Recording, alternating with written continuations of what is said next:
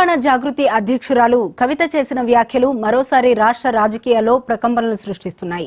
తనను కుటుంబం నుంచి దూరం చేసిన వారిని వదిలే ప్రసక్తే లేదని ఆమె చేసిన వ్యాఖ్యలు తీవ్ర చర్చకు దారితీస్తున్నాయి. ముఖ్యంగా చింతమడక కేజీఎఫ్ కాదు అంటూ ఆమె చేసిన వ్యాఖ్యలు కేసీఆర్ సొంత గ్రామంపై దృష్టిని పెట్టింది. ఈ వ్యాఖ్యల వెనుక ఉన్న అసలు ఉద్దేశం ఏమిటనేది ఇప్పుడు ప్రధాన ప్రశ్న. కవిత తనపై ఆంక్షలు పెడితే మళ్లీ చింతమడక వస్తానంటూ సవాల్ విసిరారు. ఇవి కేవలం మాటలేనా లేదా దీని వెనుక ఇంకేదైనా వ్యూహం ఉందా అనేది చూడాలి.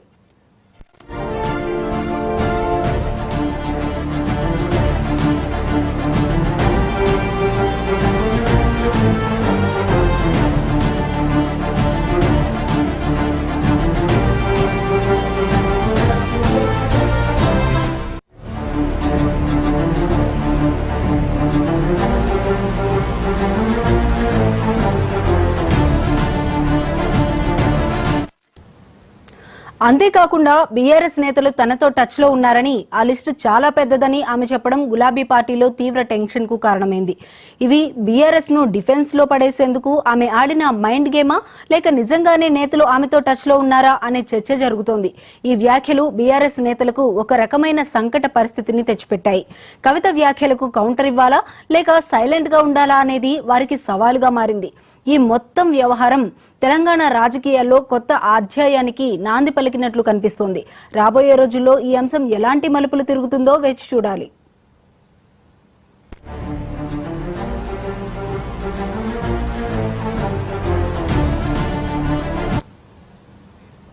కవిత వ్యాఖ్యలకు సంబంధించి మరింత సమాచారం మా ప్రతినిధి రామ్ నరేష్ లైవ్ ద్వారా అందిస్తారు. రామ్ నరేష్, చెప్పండి.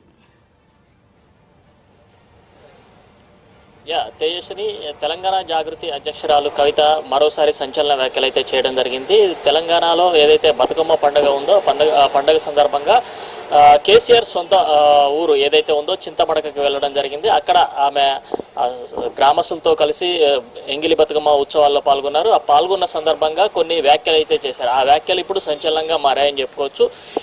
ఆమె చేసిన వ్యాఖ్యలు ఏదైతే ఉన్నా అవి బీఆర్ఎస్ పార్టీని మరొకసారి ఇబ్బందులకు గురి చేసే పరిస్థితి అయితే ఉందని చెప్పుకోవచ్చు. చింతమడక ఏమన్నా కేజీఎఫ్ ఇక్కడ ఆంక్షలు పెడతారా అంటూ కూడా ఆమె వ్యాఖ్యలు చేశారు. అదేవిధంగా కేసీఆర్ మచ్చలేని చంద్రుడు అలాంటి వ్యక్తిపై మచ్చపడేలాగా చేసింది ఎవరైతే ఉన్నారో వాళ్ళ విషయంలో తాను ఎక్కడ వెనక్కి తగ్గేది లేదు. కేసీఆర్ పై మచ్చపడడానికి కారణమైన వాళ్ళు ఎవరున్నారో వాళ్ళపై తప్పకుండా తాను చర్యలు తీసుకునే విధంగా ముందుకు వెళ్తాను. అదేవిధంగా ఏదైతే కాళేశ్వరం ప్రాజెక్టుకు సంబంధించి అవకతవకలు జరిగాయి దాని విషయంలో కూడా ఎక్కడ వెనక్కి తగ్గను అంటూ కూడా చెప్పడం జరిగింది. మరోవైపు తన కుటుంబం నుంచి తనను దూరం చేయడం వెనక ఎవరైతే వ్యక్తులు ఉన్నారో వాళ్ళని వదిలిపెట్టే ప్రసక్తే లేదంటూ కూడా ఆమె తీవ్ర హెచ్చరికలు అయితే చేశారు.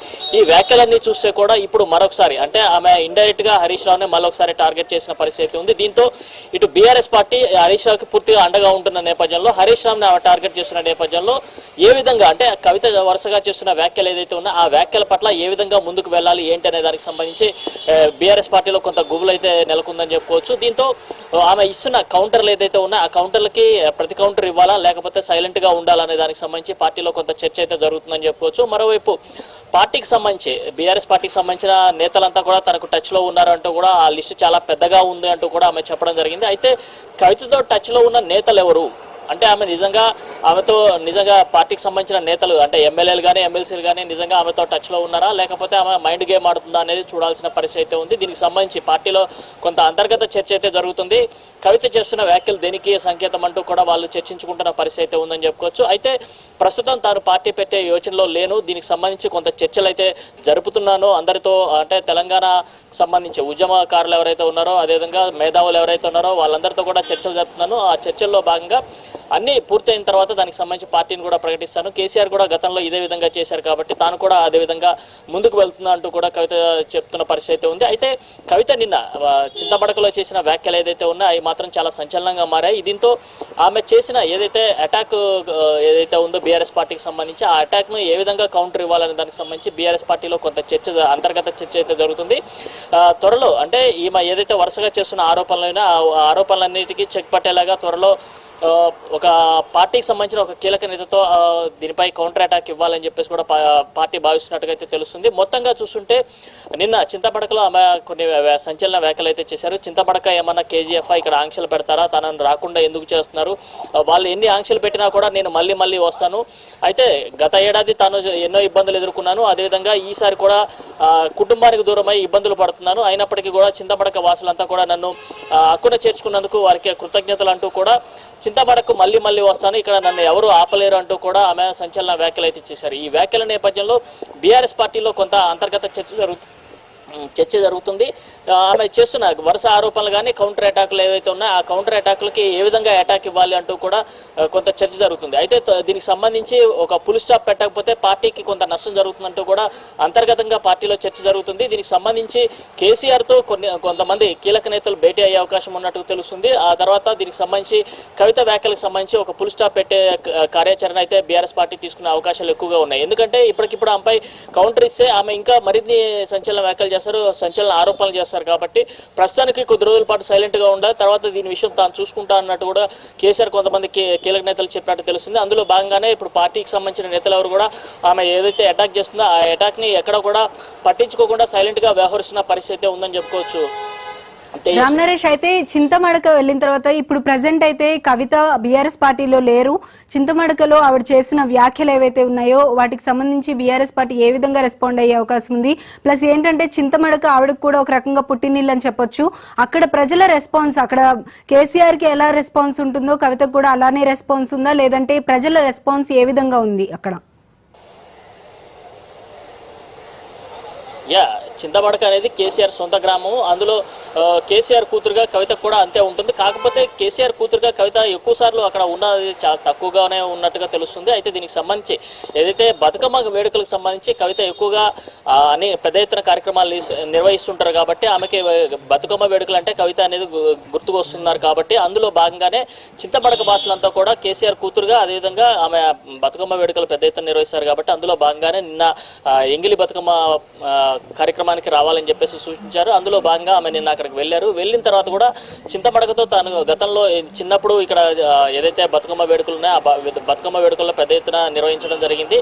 అయితే ఇప్పుడు పరిస్థితులు మారాయి. అదేవిధంగా ఇప్పుడు పార్టీలో తాను లేను, తన కుటుంబం నుంచి తనను దూరం చేశారు, అదేవిధంగా పార్టీ నుంచి కూడా తనను దూరం చేశారు. కాబట్టి ఈ దూరం చేయడానికి వెనక ఈ నియోజకవర్గానికి సంబంధించిన నేతలే ఉన్నారు. అందుకోసం అని చెప్పేసి తాను ఈ నియోజకవర్గానికి మళ్ళీ వస్తాను, తనను ఇబ్బంది పెట్టినా కూడా ఇక్కడ ఎవరైతే స్థానికులు ఉన్నారో స్థానికులను తన హక్కును చేర్చుకున్నారు కాబట్టి వాళ్ళ రుణం తీర్చుకునేందుకు మళ్ళీ ఇక్కడికి వస్తా అంటూ కూడా ఆమె సంచలన వ్యాఖ్యలు అయితే చేశారని చెప్పుకోవచ్చు. ప్రధానంగా చూసుకుంటే ఇక్కడ ఆమె హరీష్ రావుని టార్గెట్ చేస్తున్న పరిస్థితి ఉందని చెప్పుకోవచ్చు. గతంలో ఆమె ఇండైరెక్ట్ గా వ్యాఖ్యలు చేసినప్పటికీ లాస్ట్ టైం ఆమె హరీష్ రావు పై డైరెక్ట్ గా ఆరోపణలు చేశారు. హరీష్ రావు మీద కానీ అదేవిధంగా సంతోష్ రావు పైన డైరెక్ట్ గా ఆరోపణలు చేశారు. ఆ తర్వాత ఇప్పుడు నిన్న చింతమడక ఎక్కడైతే వెళ్ళారో అది హరీష్ రావు నియోజకవర్గం ఉంది. ఆ హరీష్ రావు నియోజకవర్గంలో కూడా తాను ఇప్పుడు ఏదైతే నిన్న బతుకమ్మ వేడుకల్లో పాల్గొన్నానో అదేవిధంగా వచ్చే కార్యక్రమాలు అంటే త్వరలో నిర్వహించే కార్యక్రమాలు ఏవైతే ఉన్నా ఆ జాగృతి సంబంధించి ఆ కార్యక్రమాలన్నింటినీ కూడా ఇక్కడి నుంచే తీసుకుంటా అంటూ కూడా ఒక సంకేతం అయితే ఇవ్వడం జరిగింది.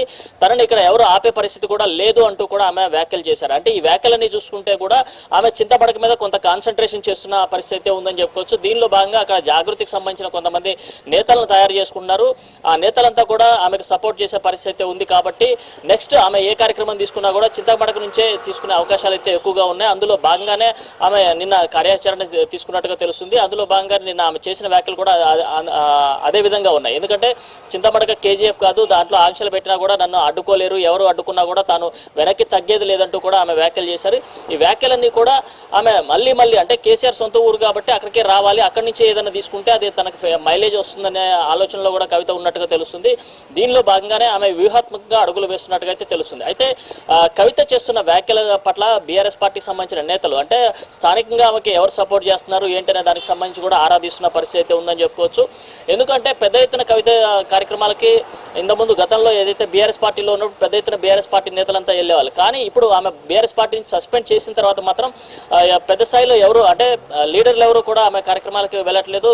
ఎమ్మెల్యేలు కానీ ఎమ్మెల్సీలు కానీ ఎవరు కూడా ఆమెకి మద్దతు తెలుపుతున్న పరిస్థితి లేదు. దీంతో ఇప్పుడు ఆమె పార్టీకి సంబంధించిన నేతలంతా తనతో టచ్లో ఉన్నారంటూ కూడా ఒక మైండ్ గేమ్ అయితే స్టార్ట్ చేశారు. దీంతో పార్టీలో ఒక చర్చ అయితే జరుగుతుంది కాబట్టి దీన్ని ఏ విధంగా పులి స్టాప్ పెట్టాలనే దానికి సంబంధించి పార్టీలో కొంత అంతర్గత చర్చ అయితే జరుగుతుంది. అయితే దీనికి సంబంధించి అంటే కవిత చేస్తున్న వ్యాఖ్యలు కానీ అదేవిధంగా ఆమె చేస్తున్న ఆరోపణలు ఏదైతే ఆరోపణలకి త్వరలో పులి స్టాప్ పెట్టే అవకాశాలు అయితే ఎక్కువగా కనిపిస్తున్నాయని చెప్పుకోవచ్చు. ఎందుకంటే ఇప్పటికిప్పుడు ఆ పార్టీ పెట్టేసి బయటకు వచ్చే పరిస్థితి లేదు కాబట్టి స్థానిక సంస్థల ఎన్నికల్లో అయితే ఆమె బరిలో దిగాలని చెప్పేసి ఒక ఆలోచన చేస్తున్నారు. అందులో భాగంగానే జాగృతికి సంబంధించిన నేతలందరినీ కూడా ఏ అయితే జిల్లాలో పర్యటిస్తున్నారో ఆ జిల్లాలో యాక్టివ్గా ఉన్న నేతలు ఎవరు, వాళ్ళకి సంబంధించిన ఇన్ఫర్మేషన్ ఏంటనేది కూడా గ్యాదర్ చేస్తున్న పరిస్థితి ఉందని చెప్పి ఒక సమాచారం అయితే ఉంది.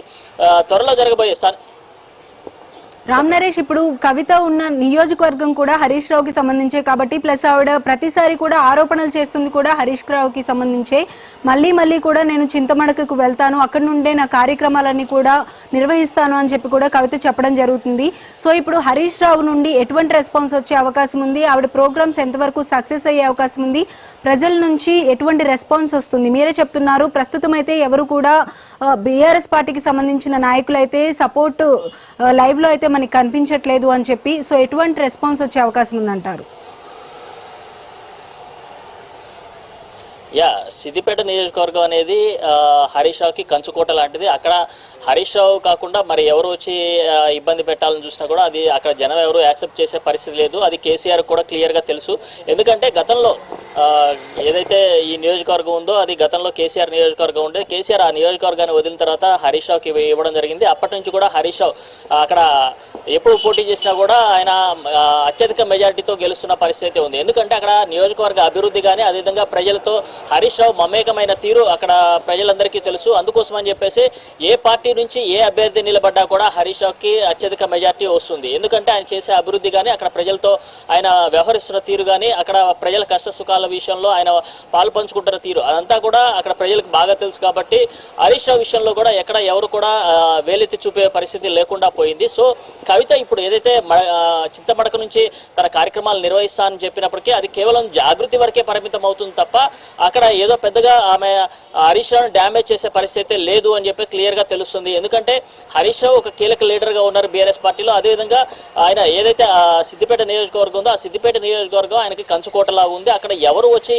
ఎలాంటి ప్రయత్నాలు చేసినా కూడా అవి అన్ని కూడా శూన్యంగా మారే అవకాశం ఉంది తప్ప హరీష్ రావుకి అయితే ఎలాంటి డ్యామేజ్ ఉండదు. అక్కడ ప్రజల రెస్పాన్స్ అంతా కూడా హరీష్ రావుకే ఉంటుంది.